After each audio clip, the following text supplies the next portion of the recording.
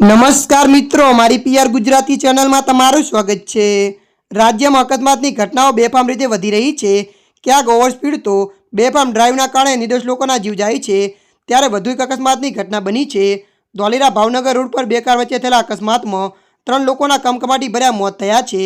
Dholera Bhavnagar road પર સાડીરા ગામ નજીક અકસ્માતમાં એક વ્યક્તિને ગંભીર ઇજા પહોંચતા હોસ્પિટલ લઈ જવાયો છે, ત્યારે સમગ્ર મામલે ધોલેરા પોલીસે ઘટના સ્થળે પહોંચી અને તપાસ શરૂ કરી છે। તો બીજી તરફ અમદાવાદમાં રફતારનો કેર યથાવત જોવા મળી રહ્યો છે। ગુરુકુળ રોડ ઉપર કાર ચાલકે બે વાહન ચાલકોને ટક્કર મારી છે। વાહનોને ટક્કર મારીને કાર રોડની સાઈડમાં આવેલા પાન પાર્લરમાં ઘૂસી ગઈ હતી। કાર ચાલકે પાન પાર્લર પાસે ઊભેલા એક વ્યક્તિને ટક્કર મારી છે, જે ઈજાગ્રસ્ત વ્યક્તિનું હોસ્પિટલમાં સારવાર દરમિયાન મોત થયું છે।